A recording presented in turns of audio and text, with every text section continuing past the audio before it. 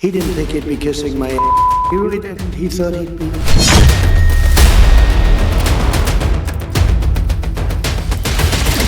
कहावत पुरानी है, मुंह से निकले शब्द और धनुष से निकला तीर कभी वापस नहीं लौटता।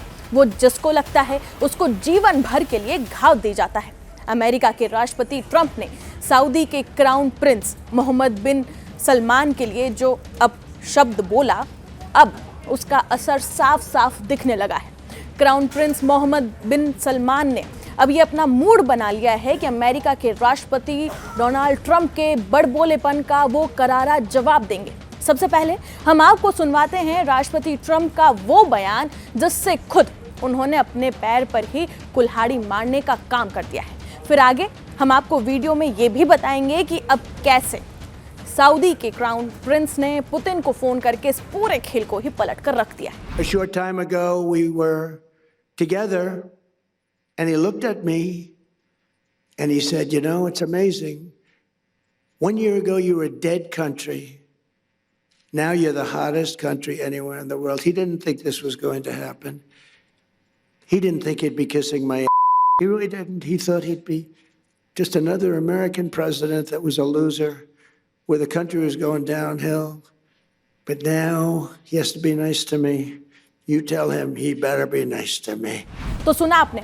अब आप ये समझिए कि इस बयान में ट्रंप ने क्या किया है। उन्होंने बता दें कि यहाँ पर सीधे सीधे मोहम्मद बिन सलमान को एक ऐसे लहजे में पेश किया जैसे सऊदी अरब अमेरिका के दबाव में चल रहा हो, जैसे क्राउन प्रिंस वॉशिंगटन के इशारों पर अपने फैसले लेते हो।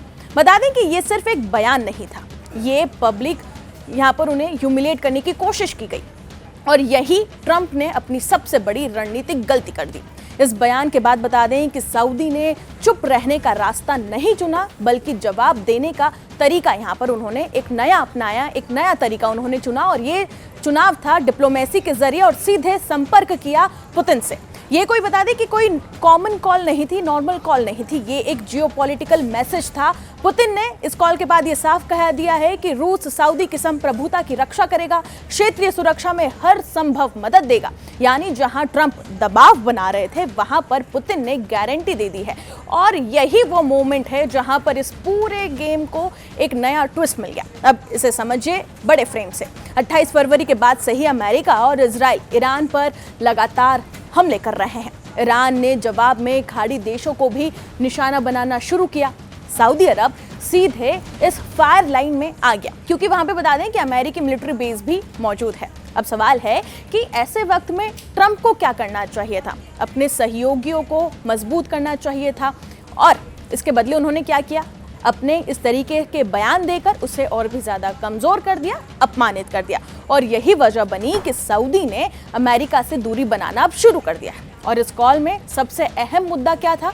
सबसे अहम टॉपिक था तेल और ग्लोबल इकोनॉमी। OPEC प्लस के तहत रूस और सऊदी ने मिलकर तेल बाजार को स्थिर रखने पर जोर दिया।